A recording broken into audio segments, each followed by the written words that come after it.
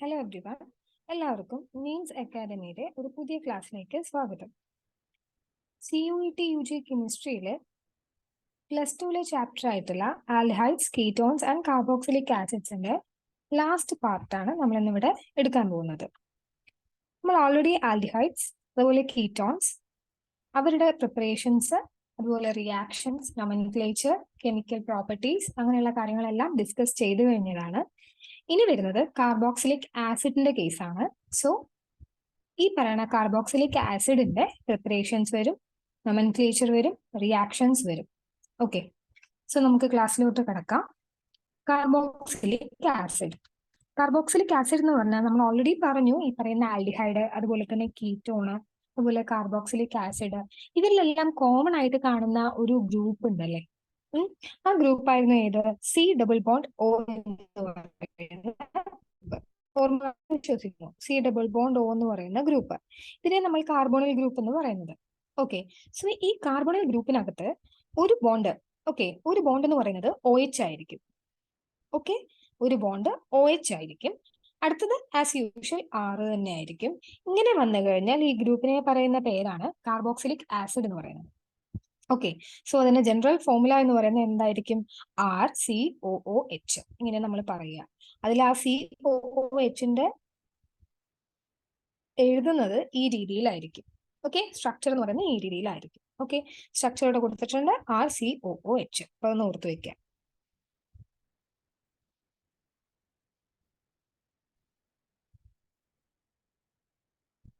Next നൊമൻക്ലേച്ചർ ആണ്.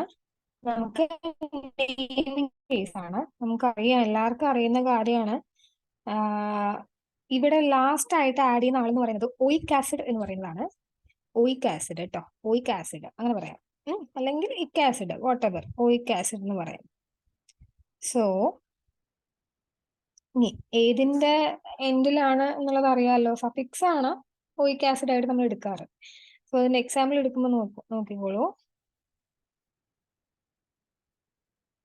ആദ്യത്തെ നോക്കൂ, നമ്മളിപ്പോ പറഞ്ഞ ഫസ്റ്റിലെ മെമ്പർ ആയിരുന്നു അല്ലേ, C∪O. ഒരു ബോണ്ടിനകത്ത് OH വന്നിട്ടുണ്ട്. അടുത്ത ബോണ്ടിൽ R ഗ്രൂപ്പിന് പകരം അവിടെ വന്നിട്ടുള്ളത് H ആണ്.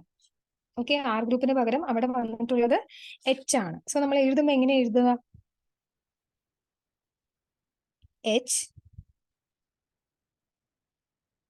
HCOOH ഇങ്ങനെയല്ലേ വരുന്നത്? HCOOH എന്നാണ് വരുന്നത് അല്ലേ? ഓക്കെ, ബോണ്ട് ലൈൻ സ്ട്രക്ചർ ആണ് കൊടുത്തിട്ടുള്ളത്. സോ നിങ്ങൾക്ക് അതിനെ കൺവേർട്ട് ചെയ്ത് ആസ് യൂഷ്വൽ ആയിട്ട് നമുക്ക് എഴുതാം കേട്ടോ. സോ HCOOH ആണ്. ഇതിന്റെ പേരെന്താ? നമ്മൾ ഓൾറെഡി പഠിച്ചിട്ടുള്ള കാര്യങ്ങളാ. HCHO നമ്മൾ പഠിച്ചതാ അല്ലേ? ഇതിന്റെ പേരെന്തായിരുന്നു? Yes, formaldehyde. ഓർമ്മയുണ്ടെന്ന് വിചാരിക്കുന്നു അല്ലേ? അല്ല വെച്ച് കഴിഞ്ഞാൽ മെത്തനാൾ, അങ്ങനെ നമുക്ക് പറയാനായിട്ട് പറ്റും. അതുപോലെ തന്നെ ഇവിടുത്തെ കേസ് നോക്കിക്കേ, HCOOH ആണ് പറയുന്നത്. സോ നമുക്കതിനെ ഈ ഫോർമാൽഡിഹൈഡിന്റെ രീതിയിൽ പറഞ്ഞു കഴിഞ്ഞാൽ എങ്ങനെ വരും? എങ്ങനെയാ വരുന്നത്?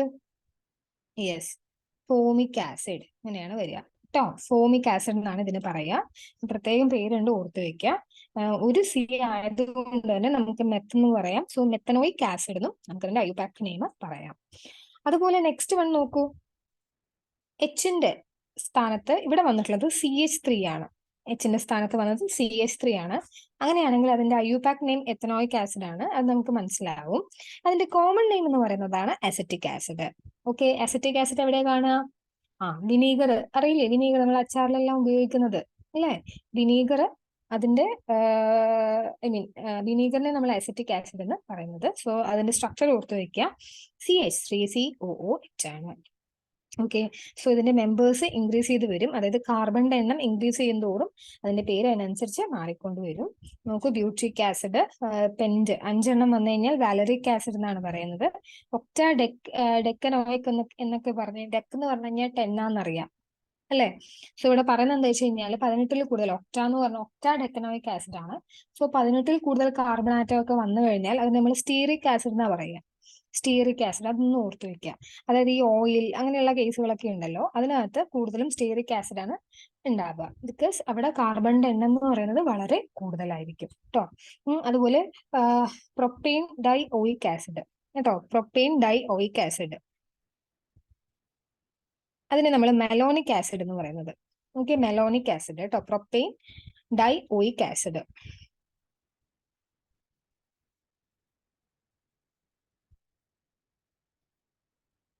ഇതാണ് വരുന്നത് പ്രൊപ്പെയിൻ ഡൈഓയിക് ആസിഡ് എന്ന് പറയുന്നത് കേട്ടോ. COOH, അതായത് CO2H പറഞ്ഞാൽ C double bond, I mean OOH എന്നുള്ള അർത്ഥമാണ് കേട്ടോ. അപ്പൊ മെലോണിക് ആസിഡിനെല്ലാം മനസ്സിലായി എന്ന് വിചാരിക്കുന്നു.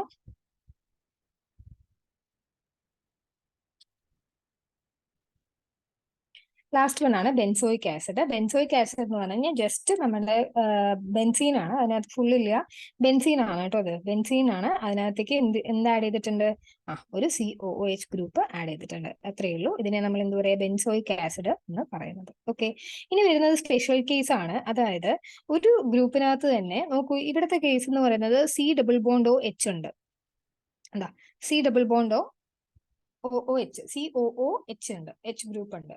അതുപോലെ ഈ കോമ്പൗണ്ടിനകത്തും COOH ഗ്രൂപ്പ് ഉണ്ട്, വിച്ച് മീൻസ് അതെന്താണ്, ആസിഡ് ആണെന്ന് നമുക്ക് അതിനകത്ത് പറയാം. പക്ഷെ അതിന്റെ കൂട്ടത്തിൽ നോക്കൂ, വേറെ ഒരു ആളും കൂടി ഉണ്ട്, ഏതാ, C ഡബിൾ ബോണ്ട് O എന്ന് പറയുന്ന ഗ്രൂപ്പ്. കണ്ടോ, ഇവിടെയും നോക്കൂ, C ഡബിൾ ബോണ്ട് O എന്ന് പറയുന്ന ഗ്രൂപ്പ് ഉണ്ട്. അങ്ങനെ ഇത് രണ്ടെണ്ണത്തിലും എന്തുണ്ട്, ഐ മീൻ രണ്ട് കോമ്പൗണ്ടിന്റെ കേസിലും രണ്ട് ഫങ്ഷണൽ ഗ്രൂപ്പ് നമുക്ക് അവിടെ കാണാനായിട്ട് സാധിക്കുന്നുണ്ട് അല്ലെ. അപ്പൊ അങ്ങനെ വരുന്ന സമയത്ത് നമ്മൾ ചേർക്കേണ്ട ഒരു വേർഡിംഗ് ആണ് ഓക്സോ എന്ന് പറയുന്നത്. ഓക്സോ, മനസ്സിലായോ, ഓക്സോ. അതായത് ഈ ഓക്സോ പൊസിഷൻ എവിടെയാന്നുള്ളത് നോക്കുക. അതായത് COOH നമ്മൾ പൊസിഷൻ 1 കൊടുക്കുക. സോ 1 കറക്റ്റ് ആയിട്ട് നോക്കി നോക്കൂ, 1 2 മാർക്ക് ചെയ്ത് തരാം.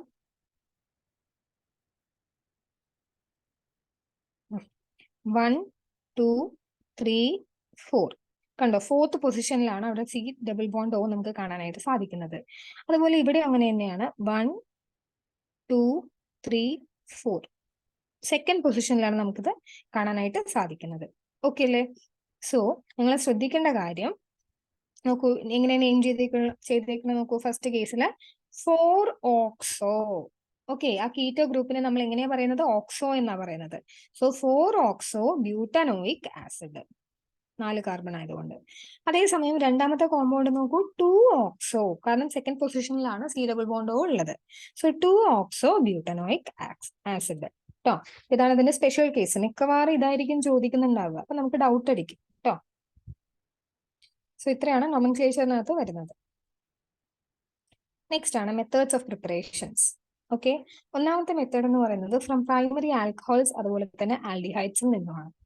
സോ പ്രൈമറി ആൽക്കഹോൾസിന്റെ കേസിൽ എങ്ങനെയാന്ന് വെച്ച് കഴിഞ്ഞാൽ നമ്മൾ ഓക്സിഡൈസിങ് ഏജൻസ് അവരുടെ ഹെൽപ്പോട് കൂടിയാണ് ഈ ഒരു പ്രോസസ്സ് നടക്കുന്നത്. പൊട്ടാസ്യം പെർമാഗ്നേറ്റ് KMnO4 കേട്ടോ, KMnO4 ആണ് പൊട്ടാസ്യം പെർമാഗ്നേറ്റ്.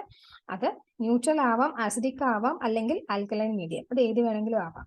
ഒന്നില്ലെങ്കിൽ പൊട്ടാസ്യം പെർമാഗ്നേറ്റ് KMnO4 ഉപയോഗിക്കാം, അല്ല വെച്ച് കഴിഞ്ഞാൽ K2Cr2O7 പൊട്ടാസ്യം ഡൈക്രോമേറ്റ്, അല്ല വെച്ചാൽ chromium trioxide CrO3 in acidic media. ഈ 3 പേരിൽ ആര് വേണമെങ്കിലും നമുക്ക് ഉപയോഗിക്കാനായിട്ട് പറ്റും. ഓക്കെ, ബിക്കോസ് ഇവരെന്താ ഓക്സിഡൈസിങ് ഏജൻസ് ആണ് കേട്ടോ. ഓക്കെ, ഓക്സിഡൈസിങ് ഏജൻസ് ആണ്.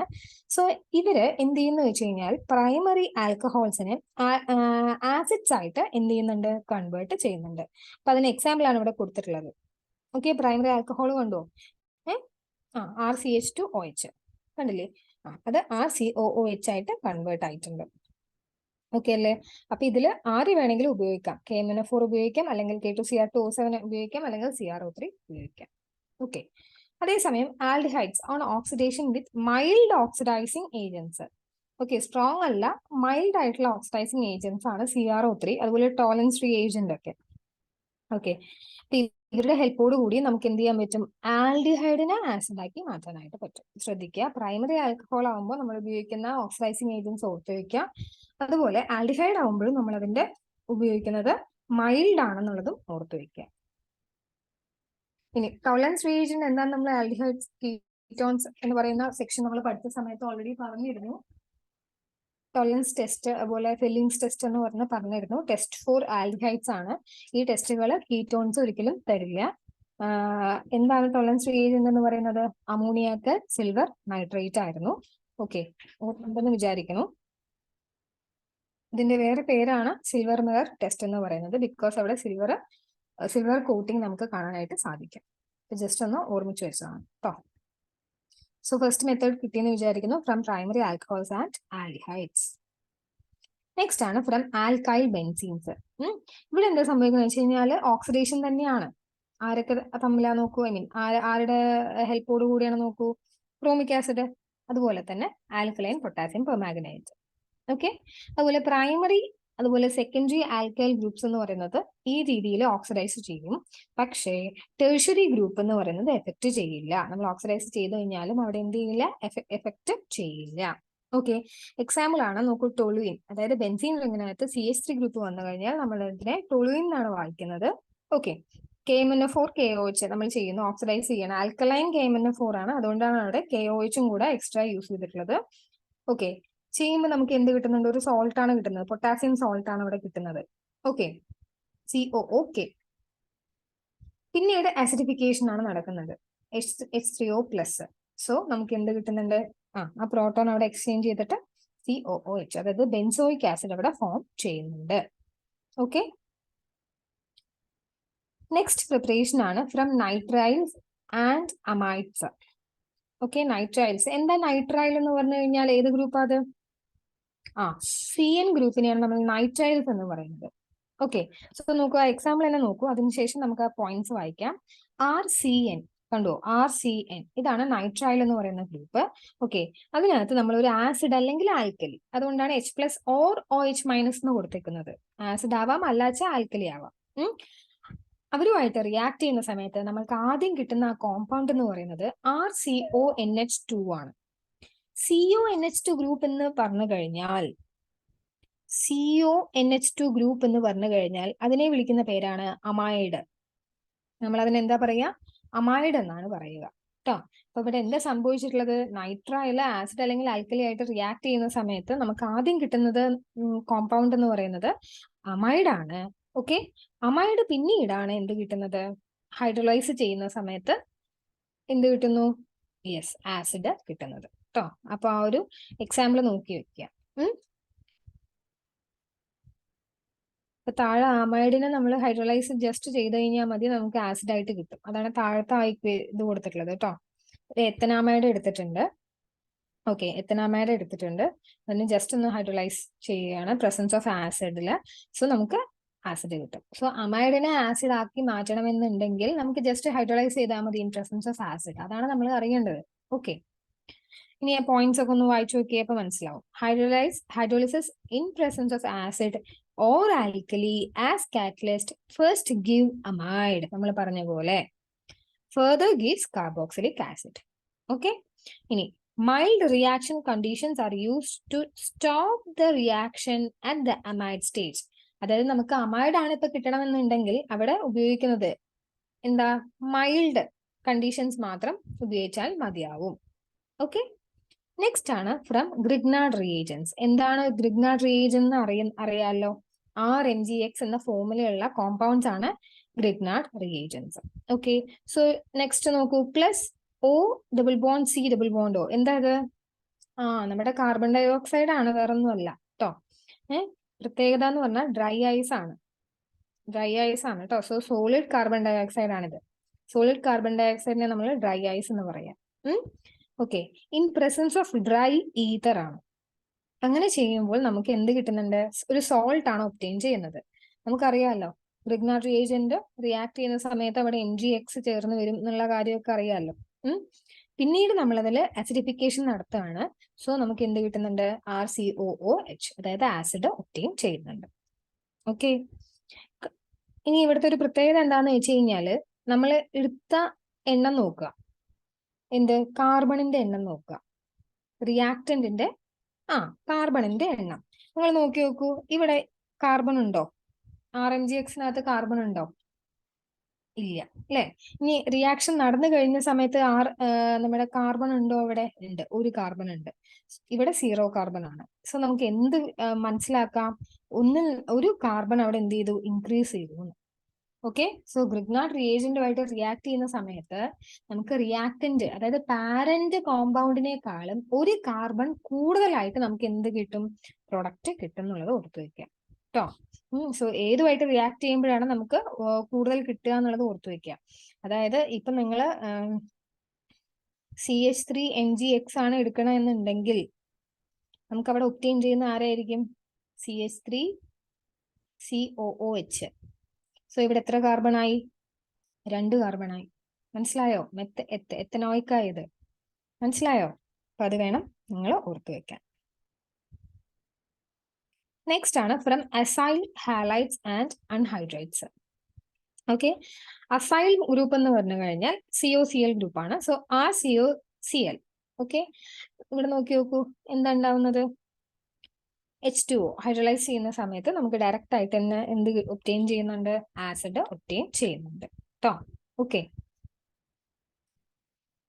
അതുപോലെ ബെൻസോയിക് അൺഹൈഡ്രൈഡ് എന്ന് പറയുന്നത് നോക്കൂ, CO ട്വൈസ് വരുന്നുണ്ട് O.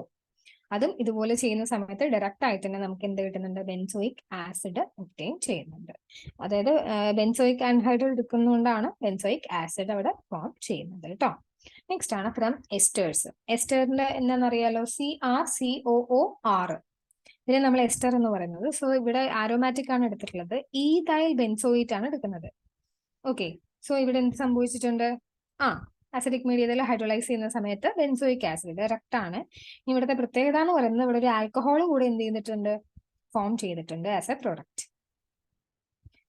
ഓക്കെ, സോ ഇത്രയാണ് പ്രിപ്പറേഷൻസിൽ പറയാനുള്ളത്. ഇനിയുള്ളതാണ് ഫിസിക്കൽ പ്രോപ്പർട്ടീസ്. ഓക്കെ, അതിൽ ആദ്യത്തെയാണ് ഫിസിക്കൽ സ്റ്റേറ്റ് എന്ന് പറയുന്നത്. സോ നോക്കി നോക്കൂ, aliphatic carboxylic acid upon 9 carbon atoms are colorless liquids at room temperature with unpleasant odors. എന്താ പറയുന്നത്? അപ് ടു 9 കാർബൺ ആറ്റംസ് കേട്ടോ. 9 കാർബൺ ആറ്റംസ് വരെ കാർബോക്സിലിക് ആസിഡ്. ഏത് കാർബോക്സിലിക് ആസിഡ്? ആലിഫാറ്റിക്കിന്റെ കേസാ പറയണത്, ആരോമാറ്റിക് അല്ല കേട്ടോ. ആലിഫാറ്റിക് കാർബോക്സിലിക് ആസിഡ്സ് എന്ന് പറയുന്നത് കളർലെസ് ലിക്വിഡ് ആണ് റൂം ടെമ്പറേച്ചറിൽ. അതുപോലെ തന്നെ അവർക്ക് അൺപ്ലസന്റ് ഓർഡർ ആണ് ഉള്ളത്. സ്മെല്ല് വളരെ പൊട്ട സ്മെല്ലാണ് ഉള്ളത്. Okay, the higher acids are wax like solids and are practically odourless due to the low volatility. Higher acids പറഞ്ഞു കഴിഞ്ഞാൽ 9 കാർബൺസിനേക്കാളും കൂടുതൽ കാർബൺസ് ഉള്ള കാർബോക്സിലിക് ആസിഡിന്റെ കേസ് എടുത്തു കഴിഞ്ഞാൽ അവരെന്തായിരിക്കും? ഒരു വാക്സ് പോലെയുള്ള ഒരു സോളിഡ് ആണ്. പിന്നെ അവർക്ക് സ്മെല്ലില്ല, ഓർഡർലെസ് ആണ്. ഓർഡർലെസ് ആണ് ഡ്യൂ ടു ലോ വോളറ്റിലിറ്റി. ഇതാണ് ഇതിന്റെ ഫിസിക്കൽ സ്റ്റേറ്റ്. നെക്സ്റ്റ് ആണ് ബോയിലിംഗ് പോയിന്റ് എന്ന് പറയുന്നത്. ബോയിലിംഗ് പോയിന്റ് എടുക്കുന്ന സമയത്ത് കാർബോക്സിലിക് ആസിഡിന് കൺസിഡർ ചെയ്യുന്ന സമയത്ത് ആൽഡിഹൈഡ്, കീറ്റോണ്, ആൽക്കഹോൾസ്, അതായത് ലോ മെമ്പേഴ്സ് ഓഫ് ആൽക്കഹോൾസ്, ഇവരെ 3 പേരെക്കാളും കൂടുതൽ ബോയിലിംഗ് പോയിന്റ് ആണ് നമുക്ക് ഒബ്സർവ് ചെയ്യാനായിട്ട് സാധിക്കുന്നത്. എന്തുകൊണ്ടായിരിക്കാം? അതിന്റെ കാരണം എന്തായിരിക്കാം? യെസ്, അവിടെ എന്തുണ്ട്? ഇന്റർമോളിക്കുലർ ഹൈഡ്രജൻ ബോണ്ടിങ് ഉണ്ട്. ഓക്കെ, ഏകദേശം നിങ്ങൾക്ക് ഐഡിയ കിട്ടി എന്ന് വിചാരിക്കുന്നു. കാരണം നമ്മളിപ്പോ ഒരു കഴിഞ്ഞ ഓർഗാനിക് ചാപ്റ്റേഴ്സിലെല്ലാം നമ്മൾ ഇത് ഡിസ്കസ് ചെയ്തതാണ്. അതുകൊണ്ട് ഒരു ഐഡിയ കിട്ടിയിട്ടുണ്ടാവും എന്ന് വിചാരിക്കുന്നു. ഇന്റർമോളിക്കുലർ ഹൈഡ്രജൻ ബോണ്ടിങ് ആണ് അതിന്റെ റീസൺ എന്ന് പറയുന്നത്. Okay, most carboxylic acid exist as dimer. കൂടുതലും കാർബോക്സിലിക് ആസിഡ് ഡൈമർ ആയിട്ടാണ് എക്സിസ്റ്റ് ചെയ്യുന്നത്. ഏതില്? വേപ്പർ ഫേസിൽ കേട്ടോ, അല്ല വെച്ചാൽ അപ്രോട്ടിക് സോൾവെന്റില്. ഈ 2 കേസുകളിൽ അവർ ഡൈമർ ആയിട്ട് എക്സിസ്റ്റ് ചെയ്യുന്നുണ്ട്. നെക്സ്റ്റ് ആണ് സോളിബിലിറ്റി എന്ന് പറയുന്നത്. ഓക്കെ, സിമ്പിൾ ആയിട്ടുള്ള ആലിഫാറ്റിക് കാർബോക്സിലിക് ആസിഡ്, അതായത് 4 കാർബൺ, അപ് ടു 4 കാർബൺ കേട്ടോ, അവര് വാട്ടറിൽ മിസിബിൾ ആയിരിക്കും. നിങ്ങൾ പറഞ്ഞേ, വാട്ടറിൽ മിസിബിൾ ആവണമെന്നുണ്ടെങ്കിൽ എന്തായിരിക്കും അവിടുത്തെ റീസൺ? എന്തായിരിക്കും? യെസ്, ഹൈഡ്രജൻ ബോണ്ടിങ് അല്ലേ? ഹൈഡ്രജൻ ബോണ്ടിങ് അത് തന്നെ ഇവിടെ കേട്ടോ, വാട്ടർ ആയിട്ടുള്ള ഹൈഡ്രജൻ ബോണ്ടിന്റെ ഫോർമേഷൻ. ഓക്കെ, ഇനി കാർബണിന്റെ നമ്പർ ഇൻക്രീസ് ചെയ്യുന്ന സമയത്ത് സോളിബിലിറ്റിയിൽ എന്ത് സംഭവിക്കും? പറഞ്ഞേ, നമ്മൾ ഈ പോയിന്റ് ഓൾറെഡി പറഞ്ഞ കാര്യങ്ങളാ കഴിഞ്ഞ ക്ലാസ്സുകളിൽ. പറഞ്ഞേ. യെസ്, സോളിബിലിറ്റി ഡിക്രീസ് ചെയ്യും. കാർബണിന്റെ നമ്പർ ഇൻക്രീസ് ചെയ്യുന്നതോറും സോളിബിലിറ്റി എന്ത് ചെയ്യുന്നുണ്ട്? ഡിക്രീസ് ചെയ്യുന്നുണ്ട് കേട്ടോ. The simplest aromatic carboxylic acid എന്ന് പറയുന്നത് ഏതാ? ബെൻസോയിക് ആസിഡ്, അതായത് ആരോമാറ്റിക് അല്ലേ? സോ ബെൻസീനകത്ത് COOH അല്ലേ? ഇനി ഇവരുടെ പ്രത്യേകത എന്ന് വെച്ച് കഴിഞ്ഞാല് കോൾഡ് വാട്ടറിൽ ആൾ എന്തായിരിക്കും? ഇൻസോളിബിൾ ആണ് കേട്ടോ. കോൾഡ് വാട്ടറിലെ ആള് ഇൻസോളിബിൾ ആണ് കേട്ടോ.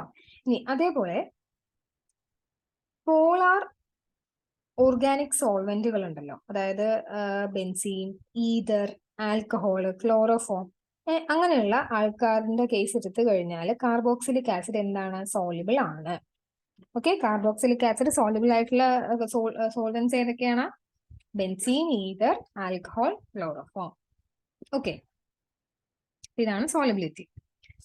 Physical reactions, I mean properties കഴിഞ്ഞു. ഇനി കെമിക്കൽ റിയാക്ഷൻസ് ആണ് വരുന്നത്. ഒന്നാമത്തത് വരുന്നത് reaction involving cleavage of OH bond ആണ്. അതായത് OH ബോണ്ടിന്റെ ക്ലീവേജ് വഴി ഉണ്ടാകുന്ന റിയാക്ഷൻ. അതിൽ ഫസ്റ്റ് വന്നാണ് ആസിഡിറ്റി എന്ന് പറയുന്നത്.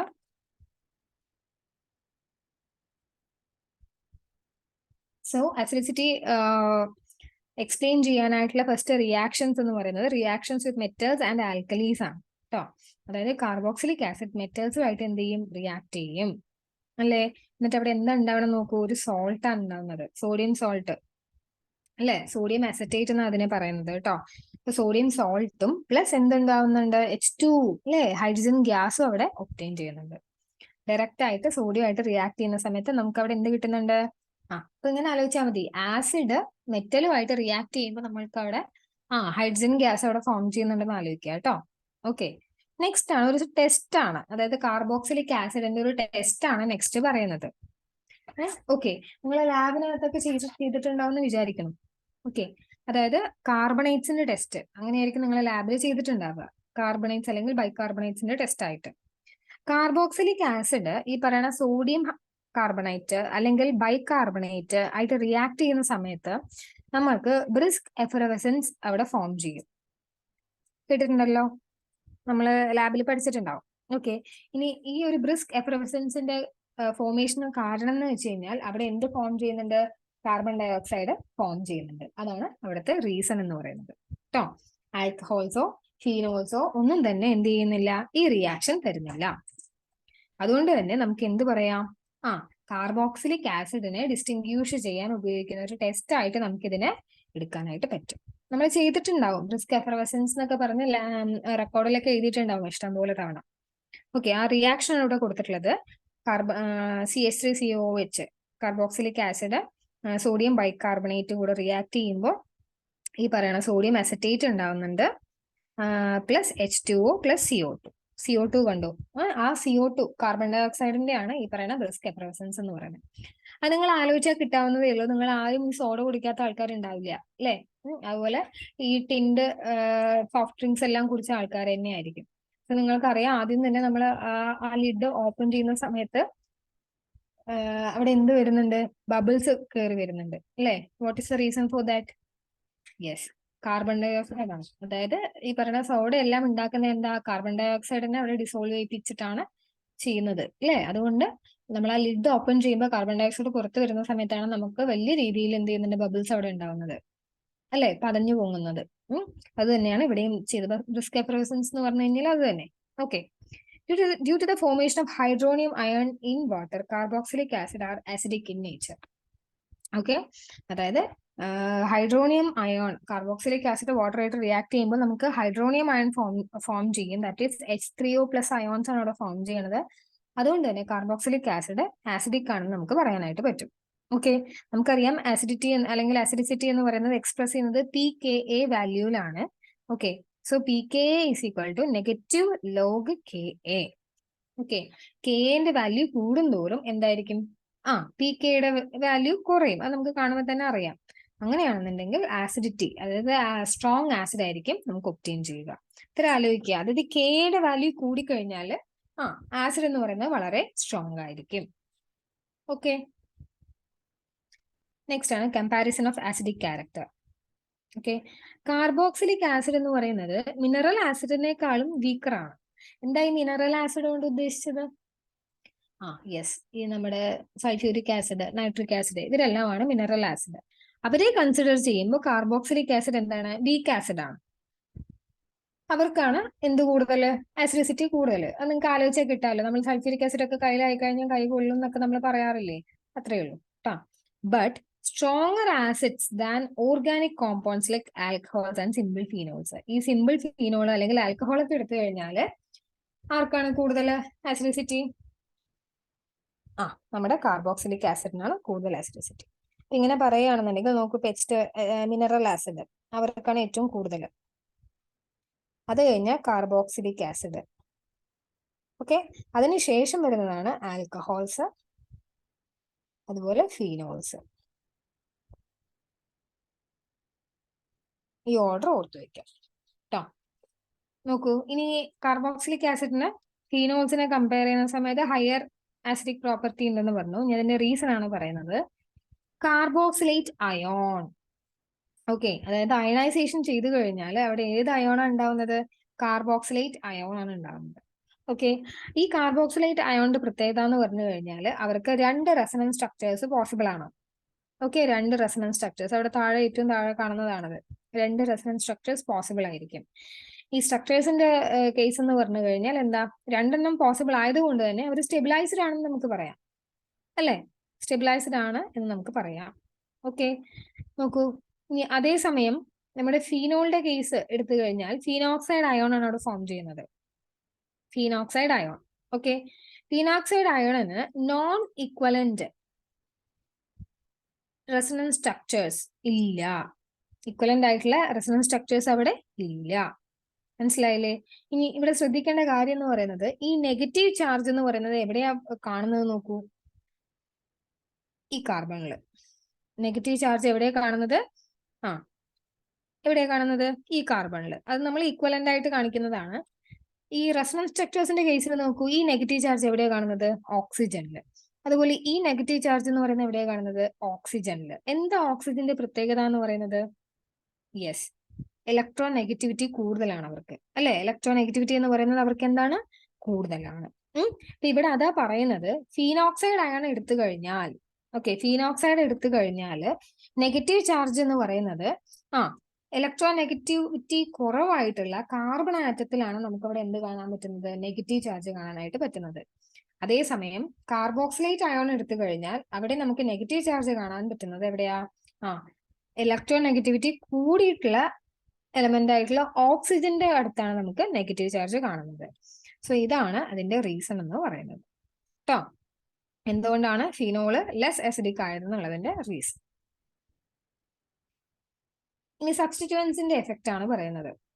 ഇലക്ട്രോൺ വിഡ്രോയിങ് ഗ്രൂപ്പ് കാർബോക്സിലിക് ആസിഡിന്റെ ആസിഡിറ്റി എന്ത് ചെയ്യും? ഇൻക്രീസ് ചെയ്യും എന്ന് ആലോചിക്കുക. ഇലക്ട്രോൺ വിഡ്രോയിങ് ഗ്രൂപ്പ് ആസിഡിറ്റി എന്ത് ചെയ്യുന്നുണ്ട്? ഇൻക്രീസ് ചെയ്യും. ഓർത്ത് വെക്കുക, ഇലക്ട്രോൺ വിഡ്രോയിങ് ഗ്രൂപ്പ് ആസിഡിറ്റി എന്ന് പറയുന്നത് ഇൻക്രീസ് ചെയ്യിപ്പിക്കും. ഇനി അത് എളുപ്പത്തിൽ പറയുകയാണെന്നുണ്ടെങ്കിൽ നോക്കൂ, CH3 COOH ഇങ്ങനെയാണല്ലോ ഉണ്ടാവുക. സോ ഇങ്ങനെ എടുത്തു കഴിഞ്ഞാൽ ഈ CH3 എന്ന് പറയുന്നത് ഇലക്ട്രോൺ വിഡ്രോയിങ് ഗ്രൂപ്പാ, അല്ലെ? ഇലക്ട്രോൺ വിഡ്രോയിങ് ഗ്രൂപ്പ് അല്ലേ ഇത്? അതെ, ഇലക്ട്രോൺ വിഡ്രോയിങ് ഗ്രൂപ്പ് എന്ന് പറഞ്ഞാൽ എന്താ? ഇലക്ട്രോണിനെ വലിക്കുന്ന ആള് നല്ല അർത്ഥം. സോ ഈ ഇലക്ട്രോൺസ് എല്ലാം എങ്ങോട്ട് പോവും? ഈ ഒരു ഡയറക്ഷനിലേക്ക് പോകും, അല്ലെ? ഇലക്ട്രോൺസ് എല്ലാം ഈ ഒരു ഡയറക്ഷനിലേക്കാണ് പോകുന്നത്, ഈ ഒരു ഡയറക്ഷനിലാണ് പോകുന്നത്. ഇവിടെ എന്താ സംഭവിക്കുന്നത്? നിങ്ങൾ ആലോചിച്ച് നോക്കൂ. ഞാൻ പറഞ്ഞിട്ടുണ്ട് മുൻ ക്ലാസ്സുകളില്, ഹൈഡ്രജനെ പെട്ടെന്ന് കളഞ്ഞു കഴിഞ്ഞാൽ അതെന്താണ്? സ്ട്രോങ് ആസിഡ് ആണെന്ന് ഞാൻ പറഞ്ഞിട്ടുണ്ട്, അല്ലെ? ഹൈഡ്രജനെ പെട്ടെന്ന് കളഞ്ഞു കഴിഞ്ഞാൽ അത് സ്ട്രോങ് ആസിഡ് ആയിരിക്കും. നിങ്ങൾ ആലോചിക്കൂ, ഈ ഇലക്ട്രോൺസ് എല്ലാം ഈ CH3ന്റെ ഭാഗത്തേക്കാണ് പോയിട്ടുള്ളത്. അങ്ങനെ ആവുന്ന സമയത്ത് ഇവിടെയുള്ള മൈനസ് ചാർജിന്റെ ഇന്റൻസിറ്റി എന്ന് പറയുന്നത് എന്ത് ചെയ്യും? കുറയില്ലേ? കുറയില്ലേ? ഓക്കെ, സോ ഈ H+ പെട്ടെന്ന് എന്ത് ചെയ്യാൻ പറ്റും? പുറത്തു പോകാൻ പറ്റും. കാര്യം പിടികിട്ടിയില്ലേ? H+ പെട്ടെന്ന് പുറത്തു പോകാൻ പറ്റും. ഈസിലി അത് എന്ത് ചെയ്യാൻ പറ്റും? റിമൂവ് ചെയ്യാനായിട്ട് പറ്റും. ബിക്കോസ് ഇവിടുത്തെ മൈനസ് ചാർജിന്റെ ഇന്റൻസിറ്റി കുറഞ്ഞു. സോ ആ പ്ലസ് ചാർജിനെ പിടിച്ചു വെക്കാനുള്ള മൈനസ് ചാർജ് അവിടെ ഇല്ല. ഓക്കെ, അവരെല്ലാം എങ്ങോട്ട് പോയി? ഈ CH3യുടെ പിന്നാലെ പോയി. പിടികിട്ടിയില്ലേ? അതുകൊണ്ട് തന്നെ H+ അവിടെ നിൽക്കാനായിട്ട് പറ്റുന്നില്ല. സോ അവരെന്തായിരിക്കും? സ്ട്രോങ് ആസിഡ് ആണെന്ന് നമുക്ക് പറയാൻ പറ്റും. സോ അതാ പറഞ്ഞത്, ഇലക്ട്രോൺ വിഡ്രോയിങ് ഗ്രൂപ്പ് ഉണ്ടെന്നുണ്ടെങ്കിൽ ഇങ്ങോട്ടാണ് ആ ഒരു ഇലക്ട്രോണിന്റെ ഫ്ലോ വരുന്നത്. ദെർഫോർ അവിടെ എന്ത് സംഭവിക്കുന്നുണ്ട്? H+ പെട്ടെന്ന് റിമൂവ് ചെയ്യും, പെട്ടെന്ന് റിമൂവ് ചെയ്യാനായിട്ട് പറ്റുന്നുണ്ട് by inductive effect and resonance effect. ഈ ഒരു ഫിനോമിനൻ എക്സ്പ്ലെയിൻ ചെയ്യുന്ന എഫക്റ്റ് ആണ് ഇൻഡക്റ്റീവ് എഫക്ട് എന്ന് പറയുന്നത്, അറിയാമല്ലോ. ഓക്കെ, അപ്പൊ ഈ 2 റീസൺസ് കാരണമാണ് ഇങ്ങനെ വരുന്നത്. അതേസമയം ഇലക്ട്രോൺ ഡൊണേറ്റിംഗ് ഗ്രൂപ്പിന്റെ കേസ് എങ്ങനെയാണ്? നേരെ തിരിച്ച്, ഡിക്രീസസ് ദ അസിഡിറ്റി, അല്ലെ? അസിഡിറ്റി എന്ത് ചെയ്യുന്നുണ്ട്? ഡിക്രീസ് ആണ് ചെയ്യുന്നത്. അതായത് നമ്മൾ ഇലക്ട്രോൺ റിലീസിംഗിന്റെ കേസിൽ പറഞ്ഞ അതേ ഓപ്പോസിറ്റ് ആണ് ഇവിടെ വരുന്നത്. അത് നോക്കൂ നിങ്ങൾ, ഇതിന്റെ നേരെ ഓപ്പോസിറ്റ് ആണ്. ഇതിപ്പോ ഒരു എക്സാമ്പിൾ എടുക്കുകയാണെന്നുണ്ടെങ്കിൽ ഇലക്ട്രോൺ ഡൊണേറ്റിംഗ് ഗ്രൂപ്പിന് ഒരു എക്സാമ്പിൾ പറഞ്ഞേ, ഏതാ വരിക? NO2 ഗ്രൂപ്പ് വരും. NO2 ഗ്രൂപ്പ് കേട്ടോ. NO2 ഗ്രൂപ്പ് എന്ന് പറയുന്നത് ഇലക്ട്രോൺ ഡൊണേറ്റിംഗ് ഗ്രൂപ്പാണ്. സോ അപ്പൊ ഇവിടെ എന്താ സംഭവിക്കണം എന്ന് വെച്ച് കഴിഞ്ഞാല് ഇലക്ട്രോണിനെ അങ്ങോട്ട് ഡൊണേറ്റ് ചെയ്തിട്ട് പോകും ഈ NO2 group.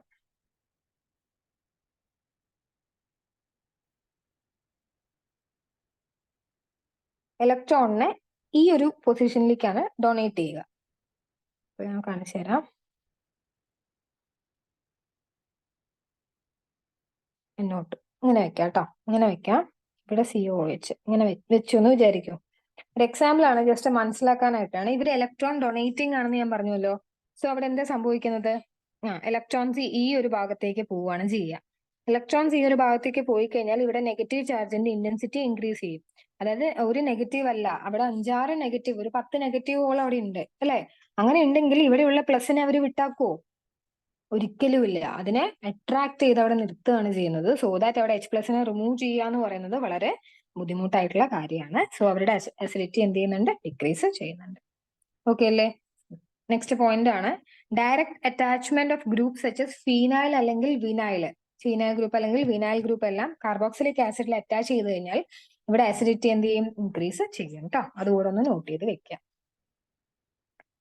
Next reactions in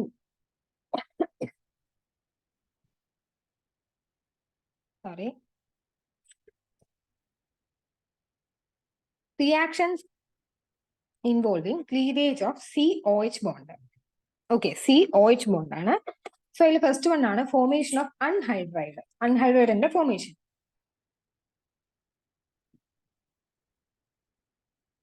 mineral acid ആയിട്ട് നമ്മൾ ഹീറ്റ് ചെയ്ത് കഴിഞ്ഞാൽ അല്ലെങ്കിൽ P2O5 ആയിട്ട് റിയാക്ട് ചെയ്ത് കഴിഞ്ഞാൽ അവിടെ ഡീഹൈഡ്രേഷൻ സംഭവിക്കും. അതായത് H2O എന്ത് ചെയ്യും? റിമൂവ് ആവും. ഓക്കെ, നമുക്ക് RCOOH പ്ലസ് COOH, അതായത് 2 മോൾ എടുത്തിട്ടുണ്ട് കേട്ടോ. അവിടെ കണ്ടോ, 2 എണ്ണം ഉണ്ട് അവിടെ. Presence of P2O5. ഓക്കെ, നമുക്ക് എന്ത് കിട്ടുന്നുണ്ട്? ഒരു അൺഹൈഡ്രേറ്റ് ആണ് അവിടെ ഒബ്റ്റെയിൻ ചെയ്യുന്നത്. H2O കളയുക, അത്രയേ ഉള്ളൂ. ഓക്കെ, നെക്സ്റ്റ് ആണ് എസ്റ്ററിഫിക്കേഷൻ. എസ്റ്ററിഫിക്കേഷൻ നമ്മൾ ഓൾറെഡി പഠിച്ചിട്ടുണ്ട്. എന്താണ്? ഫോർമേഷൻ ഓഫ് എസ്റ്റർ ആണ്. ആരൊക്കെ ചേരുമ്പോഴാണ് എസ്റ്റർ ഉണ്ടാവുന്നത്? ഒരു ആസിഡും ഒരു ആൽക്കഹോളും, അത്രേ ഉള്ളൂ. ഒരു ആസിഡ് എടുക്കുക, ഒരു ആൽക്കഹോൾ എടുക്കുക. അത് എന്നിട്ട് എന്ത് ചെയ്യുക? അവിടെയുള്ള H2Oനെ റിമൂവ് ചെയ്യുക. ഓക്കെ, അത്രേ ഉള്ളൂ. ഇപ്പൊ H2O റിമൂവ് ചെയ്യണം എന്നുണ്ടെങ്കിൽ അവിടെ എന്ത് വേണം? ഒരു ആസിഡിന്റെ പ്രസൻസ് വേണം കേട്ടോ. അങ്ങനെ ചെയ്യുന്ന സമയത്ത് നമുക്കൊരു എസ്റ്റർ അവിടെ കിട്ടും. നെക്സ്റ്റ് ആണ് reactions with PCl3, PCl5 and SOCl2. ഇപ്പൊ നോക്കൂ, എല്ലാ രീതിയിലും അവിടെ എന്ത് ചെയ്യുന്നുണ്ട്? ഫോം ചെയ്യുന്നുണ്ട് അല്ലെ. പക്ഷെ ശ്രദ്ധിക്കുക, 3 എണ്ണത്തിൽ നമുക്ക് ആസിഡ് ക്ലോറൈഡ്സ് ആണ് നമുക്ക് പ്രൊഡക്റ്റ് ആയിട്ട് അവിടെ ഒബ്റ്റെയിൻ ചെയ്യുന്നത്. പക്ഷേ SOCl2ക്ക് എന്തുണ്ട്? കുറച്ചുകൂടെ കൂടുതൽ ഇമ്പോർട്ടൻസ് ഉണ്ട് ആ റിയാക്ഷന്. എന്തുകൊണ്ടാന്ന് വെച്ച് കഴിഞ്ഞാൽ അവരുടെ ബൈ പ്രൊഡക്റ്റ് എന്ന് പറയുന്നത് SO2ഉം HClഉം ആണ്. ഇവരുടെ പ്രത്യേകത എന്ന് പറയുന്നത് രണ്ടുപേരും ഗ്യാസാണ്. ഓക്കെ, രണ്ടുപേരും എന്താണ്? ഗ്യാസ് ആണ്. SO2 സൾഫർ ഡൈ ഓക്സൈഡും HCl എന്ന് പറയുന്നത് എന്താ? ഗ്യാസ് ഫോമിലാണ് ഉണ്ടാകുന്നത്. സോ ദാറ്റ് അവർ പെട്ടെന്ന് എന്ത് ചെയ്യും? ഈസിലി എസ്കേപ്പ് ചെയ്യും. അതുകൊണ്ട് തന്നെ നമുക്ക് എന്ത് ചെയ്യാൻ പറ്റും? ഈസിലി സെപ്പറേറ്റ് ചെയ്തെടുക്കാനായിട്ട് പറ്റും പ്രൊഡക്റ്റിന്. ഇവിടെ കിട്ടിയല്ലോ. ഓക്കെ, നെക്സ്റ്റ് ആണ് റിയാക്ഷൻ വിത്ത് അമോണിയ. അമോണിയയുടെ റിയാക്ഷൻ ആണ് പറയുന്നത്. ഓക്കെ, സോ ഇവിടെ എന്താ ചെയ്തിട്ടുള്ളത്? ഒരു ബെൻസോയിക് ആസിഡ് ആണ് എടുത്തിട്ടുള്ളത്. അമോണിയ ആയിട്ട് റിയാക്ട് ചെയ്യുമ്പോൾ നമുക്കൊരു അമോണിയം സോൾട്ട് അവിടെ ഒബ്റ്റെയിൻ ചെയ്യുന്നുണ്ട് കേട്ടോ. ദെൻ പിന്നീട് എന്ത് ചെയ്യുന്നു? ഹീറ്റ് ചെയ്യാണ്. സോ ദാറ്റ് അവിടെ H2O റിമൂവ് ആയും ലാസ്റ്റ് നമുക്കൊരു അമൈഡ് ഫോർമേഷൻ ആണ് കിട്ടിയിട്ടുള്ളത്. CONH2 ഗ്രൂപ്പ് എന്ന് പറഞ്ഞു കഴിഞ്ഞാൽ അമൈഡ് ഗ്രൂപ്പ് കേട്ടോ. ഓക്കെ, നെക്സ്റ്റ് ആണ് reaction involving COOH group. First one ആണ് റിഡക്ഷൻ. ഇപ്പൊ റിഡക്ഷൻ ചെയ്യണമെന്നുണ്ടെങ്കിൽ അവിടെ റെഡ്യൂസിങ് ഏജൻസ് വേണം അല്ലേ. അപ്പൊ ആരാ അറിയുന്ന റെഡ്യൂസിങ് ഏജന്റ് എന്ന് പറയുന്നത്? Lithium aluminium hydride. Lithium aluminium hydride, ഇതാണ് അതിന്റെ ഫോർമുല. അല്ലെങ്കിൽ ഡൈബോറൈൻ. ഡൈബോറൈൻ നമ്മള് B2H6, അതിനെയാണ് നമ്മൾ ഡൈബോറൈൻ എന്ന് പറയുന്നത്. ഓക്കെ, അപ്പൊ ഇവര് രണ്ടുപേരിൽ ആരംഭിച്ച് ചെയ്യുന്ന സമയത്ത് നമുക്ക് ഇവിടെ എന്താ കിട്ടുന്നത്? ആൽക്കഹോൾസ് ആണ് കിട്ടുന്നത്. ഓർത്ത് വയ്ക്കുക, ആൽക്കഹോൾസ്. നിങ്ങൾ അത് കണക്ട് ചെയ്ത് പഠിക്കുക. RCHO, ഇതാരത്?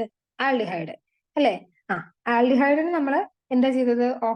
ഓക്സിഡേഷൻ ആണ് ചെയ്തത്. അപ്പൊ നമുക്ക് എന്താ കിട്ടിയത്? ആസിഡ് കിട്ടിയിട്ടുണ്ടായിരുന്നു.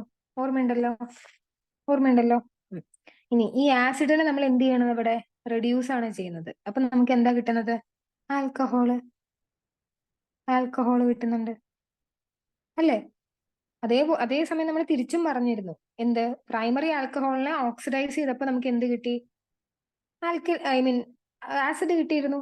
നമ്മൾ ഫസ്റ്റ് റിയാക്ഷനിൽ പറഞ്ഞതാ, പ്രിപ്പറേഷന്റെ കേസിൽ പറഞ്ഞതാ. പ്രൈമറി ആൽക്കഹോളിനെ ഓക്സിഡൈസ് ചെയ്തപ്പോൾ നമുക്ക് എന്ത് കിട്ടി? RCOH കിട്ടി. മനസ്സിലായോ? ഓക്കെ, കണക്ട് ചെയ്ത് പഠിക്കുക കേട്ടോ. നെക്സ്റ്റ് ആണ് ഡീകാർബോക്സിലേഷൻ. എന്താ ഡീകാർബോക്സിലേഷൻ എന്ന് പറഞ്ഞു കഴിഞ്ഞാല് അതായത് CO2 ഗ്രൂപ്പിനെ എലിമിനേറ്റ് ചെയ്യുക. DED എന്ന് പറഞ്ഞാൽ എലിമിനേഷൻ ആണ്. കാർബോക്സിലേഷൻ പറഞ്ഞു കഴിഞ്ഞാൽ CO2 ഗ്രൂപ്പിനെ എലിമിനേറ്റ് ചെയ്യുക കേട്ടോ. സോ RCOO എന്നെയാണ് ഇവിടെ എടുക്കുന്നത്. അതായത് കാർബോക്സിലിക് ആസിഡിന്റെ ഒരു സോൾട്ട് ആണ്. സോ സോഡിയം സോൾട്ട് ആയതുകൊണ്ട് തന്നെ sodium salt of carboxylic acid എന്ന് പറയും. അവർ നമ്മൾ സോഡ ലൈമുമായിട്ട് എന്ത് ചെയ്യുന്നുണ്ട്? റിയാക്ട് ചെയ്യും. എന്താ ഈ സോഡ ലൈം എന്ന് പറഞ്ഞു കഴിഞ്ഞാൽ sodium hydroxide plus CaO calcium oxide കേട്ടോ. ഇവരുമായിട്ട് റിയാക്ട് ചെയ്യുന്ന സമയത്ത് നമുക്ക് എന്ത് കിട്ടുന്നുണ്ട്? യെസ്, ഒരു ആൽക്കെയിൻ ആണ് കിട്ടുന്നത്. RH ആൽക്കെയിൻ ആണ് അവിടെ ഒബ്റ്റെയിൻ ചെയ്യുന്നത്. സോ ഇതാണ് ഡീകാർബോക്സിലേഷൻ എന്ന് പറയുന്നത് കേട്ടോ. നെക്സ്റ്റ് ആണ് കോൾസ് ഇലക്ട്രോളിസിസ് എന്ന് പറയുന്നത്. കോൾസ് ഇലക്ട്രോളിസിസ് ഇച്ചിരി ഇമ്പോർട്ടന്റ് ആണ്. ബിക്കോസ് ഇത് എന്താണ്? നെയിംഡ് റിയാക്ഷൻ ആയതുകൊണ്ട് തന്നെ ഇമ്പോർട്ടന്റ് തന്നെയാണ്. ഇവിടെ എന്താ സംഭവിക്കണമെന്ന് വെച്ച് കഴിഞ്ഞാൽ അക്വസ് ആയിട്ടുള്ള സോഡിയം അല്ലെങ്കിൽ potassium salt of carboxylic acid. Okay, aqueous ആയിട്ടുള്ള സോഡിയം അല്ലെങ്കിൽ potassium salt of carboxylic acid, അതാണ് RCOOK എന്ന് എഴുതിയിരിക്കുന്നത് കേട്ടോ. ഓക്കെ, ഇതിന് നമ്മൾ എന്ത് ചെയ്യുന്നുണ്ട്? ഇലക്ട്രോലൈസ് ചെയ്യുകയാണെന്ന് വിചാരിക്കും. ഇലക്ട്രോലൈസ് അറിയാലോ, ഇലക്ട്രോളിസിസ്. അങ്ങനെ ചെയ്യുമ്പോൾ നമുക്ക് കിട്ടുന്നത് എന്താ? ഒരു ആൽക്കെയിൻ ആണ് കിട്ടുന്നത്.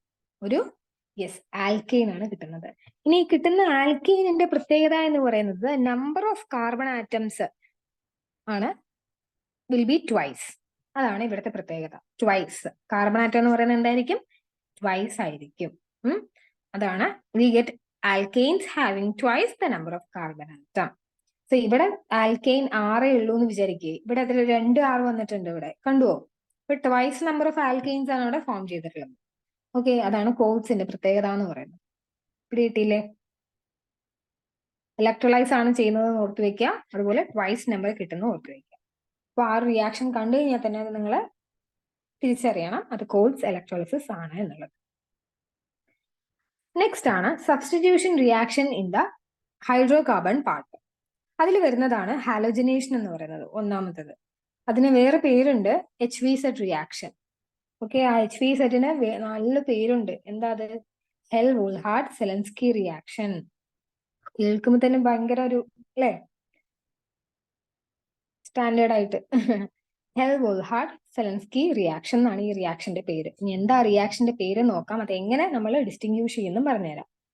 കാർബോക്സിലിക് ആസിഡ് ഇവിടുത്തെ കണ്ടീഷൻ ആണ് ആൽഫ ഹൈഡ്രജൻ ആറ്റം. എന്താണ് ആൽഫ ഹൈഡ്രജൻ ആറ്റം എന്ന് അറിയാലോ? അതായത് നമ്മുടെ ഫങ്ഷണൽ ഗ്രൂപ്പിന്റെ തൊട്ടടുത്തുള്ള കാർബണിലുള്ള ഹൈഡ്രജനെയാണ് ആൽഫ ഹൈഡ്രജൻ ആറ്റം എന്ന് പറയുന്നത്. സോ ഇവിടുത്തെ ആൽഫ ഹൈഡ്രജൻ ആറ്റം ഇതാ, COOH അല്ലേ ഫങ്ഷണൽ ഗ്രൂപ്പ്. അതിന്റെ തൊട്ടടുത്തുള്ള കാർബണിലെ H2 അല്ലേ, ആൽഫ ഹൈഡ്രജൻ ആറ്റം വേണം. ഇവരെന്ത് ചെയ്യുന്നുണ്ട്? ഹാലജനുമായിട്ട് റിയാക്ട് ചെയ്യുക. ഹാലജൻ എന്ന് പറയുമ്പോൾ അത് ഏതും ആവാം, ക്ലോറിൻ അല്ലെങ്കിൽ bromine. Okay, in presence of red phosphorus, അതാണ് ഇവിടെ കൊടുത്തിട്ടുള്ളത്. X2 എന്ന് പറഞ്ഞാൽ ക്ലോറിൻ ആവാം. അപ്പൊ ക്ലോറിൻ എടുത്തു കഴിഞ്ഞാൽ Cl2 ആവാം. ബാർ റെഡ് ഫോസ്ഫറസ്, റെഡ് ഫോസ്ഫറസിന്റെ പ്രസൻസിൽ ചെയ്യുമ്പോൾ നമുക്ക് എന്താ അവിടെ ഒബ്റ്റെയിൻ ചെയ്യുന്നത്? Alpha halo carboxylic acid. അതായത് ഈ ആൽഫ പൊസിഷൻ ഉണ്ടല്ലോ, അതിനകത്ത് ഒരു ഹൈഡ്രജൻ മാറിപ്പോകും. ഒരു ഹൈഡ്രജൻ എന്ത് ചെയ്യും? Clന്റെ കൂടെ പോയി പ്ലസ് HCl ആവും. ഓക്കെ, ഒരു ക്ലോറിൻ ഇവിടെ നിൽക്കും. ഓക്കെ അല്ലേ? നോക്കൂ, ആൽഫ ഹാലോ, ആൽഫ പൊസിഷനിലാണല്ലോ ഹാലജൻ വന്നിട്ടുള്ളത്. അതുകൊണ്ട് ആൽഫ ഹാലോ കാർബോക്സിലിക് ആസിഡ് ആണ് നമുക്കവിടെ കിട്ടുന്നത്. ഇതാണ് ഹെൽ-വോൾഹാർഡ്-സെലൻസ്കി റിയാക്ഷൻ എന്ന് പറയുന്നത്. സോ റിയാക്ഷൻ നിങ്ങൾ തിരിച്ചറിയാനായിട്ട് ഇത്ര ആലോചിച്ചാൽ മതി. നമ്മൾ സാധാ സിമ്പിൾ ആയിട്ടുള്ള ഒരു ആസിഡ് നമ്മൾ എടുക്കുകയാണ്. പക്ഷെ പ്രൊഡക്റ്റിൽ നമുക്ക് എന്ത് വന്നു? ഒരു ഹാലജൻ വന്നു എന്ന് വിചാരിക്കും. അങ്ങനെ വേറെ ഒരു റിയാക്ഷനും ഇല്ല. സോ കൺഫ്യൂസ്ഡ് ആവാനും ഇല്ല കേട്ടോ. അതായത് ഒരു ആസിഡ് എടുത്തു, ഇങ്ങനെ ആലോചിക്കുക, ഹെൽ-വോൾഹാർഡ്-സെലൻസ്കി റിയാക്ഷനാ. സോ അത് വലിയൊരു പേരാ അല്ലെ, അതായത് ഇമ്പോർട്ടന്റ് ആയിട്ടുള്ള ഒരു പേരാ. സോ നിങ്ങൾ ആലോചിക്കുക, അതൊരു ആസിഡ് ആണ്. നമ്മൾ തൊട്ടാൽ പൊള്ളും, കാരണം അവര് വലിയൊരു പേരാണല്ലോ, തൊട്ടാൽ പൊള്ളും. സോ അത് ആസിഡ് ആണ്. അപ്പൊ എടുക്കേണ്ട ആള് ആസിഡ് ആണെന്ന് ആലോചിക്കുക. ഇനി അവിടെ എടുക്കുന്ന റിയേജന്റ് ആണ്. അപ്പൊ എടുക്കുന്ന റിയേജന്റ് എന്ന് പറയുന്നത് ഒരു ഹാലജൻ ആണെന്ന് ആലോചിക്കുക. ഓക്കെ, കാരണം നമുക്ക് പ്രൊഡക്റ്റിൽ എന്ത് കിട്ടണം? ഹാലജൻ വരണം. അങ്ങനെയാണ് ആൽഫ ഹാലോ ആസിഡ് കിട്ടുന്നത്. സോ പ്രൊഡക്റ്റിൽ ഹാലജൻ വരേണ്ടത് കൊണ്ട് തന്നെ നമ്മുടെ റിയേജന്റ് എന്തായിരിക്കും? ഒരു ഹാലജൻ ആണ് in presence of red phosphorus ആണെന്നും കൂടെ ഓർത്ത് വെച്ചാൽ മതി. അങ്ങനെ വന്നു കഴിഞ്ഞാൽ ഈ റിയാക്ഷൻ നമ്മൾ HVZ റിയാക്ഷൻ അല്ലെങ്കിൽ ഹെൽ വോൾഹാൽസെലൻസ്കി റിയാക്ഷൻ എന്ന് പറയും. ഓക്കെ അല്ലേ? ലാസ്റ്റ് വൺ ആണ് ഇലക്ട്രോഫിലിക് സബ്സ്റ്റിറ്റ്യൂഷൻ റിയാക്ഷൻസ് എന്ന് പറയുന്നത്. ഇത് നമ്മൾ എല്ലാ കേസിലും പറയുന്ന ഒരു റിയാക്ഷൻ ആണിത്. എന്താണ്? COOH ഗ്രൂപ്പിന്റെ പ്രത്യേകത എന്ന് പറഞ്ഞു കഴിഞ്ഞാൽ അതൊരു ഡീആക്ടിവേറ്റിംഗ് ഗ്രൂപ്പാണ്. ദാറ്റ് ഈസ് മെറ്റാ ഡയറക്റ്റിംഗ് ഗ്രൂപ്പാണ്. അതുകൊണ്ട് തന്നെ മെറ്റാ ഡയറക്റ്റീവ് ഡെറിവേറ്റീവ്സ് മാത്രമേ നമുക്ക് അവിടെ എന്ത് ചെയ്യുള്ളൂ? ഫോം ചെയ്യാറുള്ളൂ കേട്ടോ. സോ അതിന് എക്സാമ്പിൾ ആണ് നൈട്രേഷൻ. നൈട്രേഷൻ എന്ന് പറഞ്ഞു കഴിഞ്ഞാൽ ഏത് ഗ്രൂപ്പാണ് അവിടെ വരിക? പറഞ്ഞേ. Yes, NO2 group. നമ്മൾ അത്രയും പറഞ്ഞതാ അല്ലെ? എല്ലാ കേസിലും നമ്മൾ ഓരോ ഓർഗാനിക് കോമ്പൗണ്ട് എടുക്കുമ്പോഴും നമ്മൾ പറഞ്ഞിട്ടുള്ള കാര്യമാണ് nitration, bromination, sulphonation, halogenation, Friedel Crafts alkylation, Friedel Crafts acylation അല്ലെ? ഇതെല്ലാം ഇലക്ട്രോഫിലിക് സബ്സ്റ്റിറ്റ്യൂഷൻ റിയാക്ഷന് എക്സാമ്പിൾ ആയിട്ട് വരുന്ന റിയാക്ഷൻസ് ആണ്. സോ ഇതിനകത്ത് NO2 ഗ്രൂപ്പാണ് വരുന്നത്. അപ്പൊ അങ്ങനെയാണെങ്കിൽ അവിടുത്തെ റിയേജൻസ് എന്ന് പറഞ്ഞേ ഏതാ വരിക? യെസ്, നൈട്രേറ്റിംഗ് മിക്സ്ചർ ആണ് വരിക. ഈ നൈട്രേറ്റിംഗ് മിക്സ്ചർ എന്ന് പറഞ്ഞു കഴിഞ്ഞാൽ ആരൊക്കെയാ? രണ്ട് മെയിൻ ആസിഡ്സ് ആണ്, കോൺസെൻട്രേറ്റഡ് HNO3യും കോൺസെൻട്രേറ്റഡ് H2SO4. നൈട്രിക് ആസിഡും സൾഫ്യൂരിക് ആസിഡിന്റെയും കോൺസെൻട്രേറ്റഡ് ഫോംസ് ആണ് ഇവിടെ വരിക. എന്നിട്ട് ഇവിടെ വരുന്നത് സാധാരണ ഓർത്തോ പാരാ പൊസിഷൻസിലാണ് വരിക, ഓർത്തു വെക്കണം. പക്ഷെ ഇവിടെ ആസിഡ് വന്നു കഴിഞ്ഞാൽ, ആസിഡ് ഞാൻ പറഞ്ഞു എന്താ മെറ്റാ ഡയറക്റ്റിംഗ് ആയതുകൊണ്ട് തന്നെ ആസിഡ് വന്നു കഴിഞ്ഞാൽ അത് മെറ്റാ പൊസിഷനിൽ വേണം NO2 ഗ്രൂപ്പ് വരാനായിട്ട്. ഓർത്തു വെക്കാം, മെറ്റാ പൊസിഷനിൽ. അതേസമയം ഫീനോൾ ആണെന്ന് വിചാരിക്കും, OH ആണെന്ന് വിചാരിക്കൂ, ഇവരാണെങ്കിൽ എവിടെയാ വരിക? ഓർത്തോ പൊസിഷനിലാണ്. ഓർത്തോയിലോ അല്ലെങ്കിൽ പാരയിലോ ആണ് വരിക. ഓർത്തോയിലോ അല്ലെങ്കിൽ പാരാ പൊസിഷനിലോ ആണ് വരിക. ഇങ്ങനെയാണ് നമുക്ക് അവിടെ ഒബ്റ്റെയിൻ ചെയ്യുക. പക്ഷെ ഇത് COOH ആയതുകൊണ്ട് തന്നെ NO2 വന്നിട്ടുള്ളത് മെറ്റാ പൊസിഷനിലാണ് വന്നിട്ടുള്ളത്, ഓർത്ത് വയ്ക്കുക കേട്ടോ. നെക്സ്റ്റ് നോക്കൂ, ബ്രോമിനേഷൻ ആണ്. ബ്രോമിനേഷനിൽ FeBr2/Br2 ആണ് എടുക്കുന്നത്. സോ സെയിം മെറ്റാ പൊസിഷനിലാണ് ഇവിടെ വരുന്നത്. ഇനി നോക്കൂ എന്താ വരുന്നത്? കാർബോക്സിലിക് ആസിഡ് എന്ന് പറയുന്നത് ഫ്രീഡൽ ക്രാഫ്റ്റ്സ് റിയാക്ഷൻ നടക്കില്ല, അവിടെ നടക്കാറില്ല കേട്ടോ. ബിക്കോസ് എന്താന്ന് വെച്ച് കഴിഞ്ഞാൽ ഈ പറയുന്ന കാർബോക്സിൽ ഗ്രൂപ്പ് ഉണ്ടല്ലോ, അവർ ഡീആക്ടിവേറ്റിംഗ് ആണ്. ഇനി ഫ്രീഡൽ ക്രാഫ്റ്റ്സ് റിയാക്ഷന്റെ റിയേജന്റ് എന്ന് പറയുന്നത് എന്താണ്? അലുമിനിയം ക്ലോറൈഡ് AlCl3 ആണ്. ഓക്കെ, ഈ പറയുന്ന കാറ്റലിസ്റ്റ് ആയിട്ടുള്ള അലുമിനിയം ക്ലോറൈഡ് എന്ന് പറയുന്നത് എന്ത് ചെയ്യുന്നു? ലൂയിസ് ആസിഡ് ആണ് അല്ലെ? അവർക്ക് ലോൺ പെയർസ് ഒക്കെ ഉള്ളത് കൊണ്ട് തന്നെ ലൂയിസ് ആസിഡ് ആണ്. അതുകൊണ്ട് അവരെന്ത് ചെയ്യും? ഈ കാർബോക്സിൽ ഗ്രൂപ്പ് ഉണ്ടല്ലോ, അവരുമായിട്ട് എന്ത് ചെയ്യും? റിയാക്ട് ചെയ്ത് സോൾട്ട് ഫോം ചെയ്യാനുള്ള ചാൻസ് ഉണ്ട്. അതുകൊണ്ട് തന്നെ കാർബോക്സിലിക് ആസിഡ് ഓർത്ത് വെക്കുക. കാർബോക്സിലിക് ആസിഡ് എന്ന് പറയുന്നത് ഫ്രീഡൽ ക്രാഫ്റ്റ്സ് ആൽക്കൈലേഷൻ നടക്കില്ല, അസൈലേഷനും നടക്കില്ല. ബിക്കോസ് അവിടുത്തെ റിയേജൻസ് എന്ന് പറയുന്നത് കാർബോക്സിൽ ഗ്രൂപ്പുമായി ചേർന്ന് എന്ത് ഫോം ചെയ്യുന്നുണ്ട്? യെസ്, സോൾട്ട് ഫോർമേഷനുള്ള ചാൻസ് ആണ് ഉള്ളത്. ഓക്കെ അല്ലേ?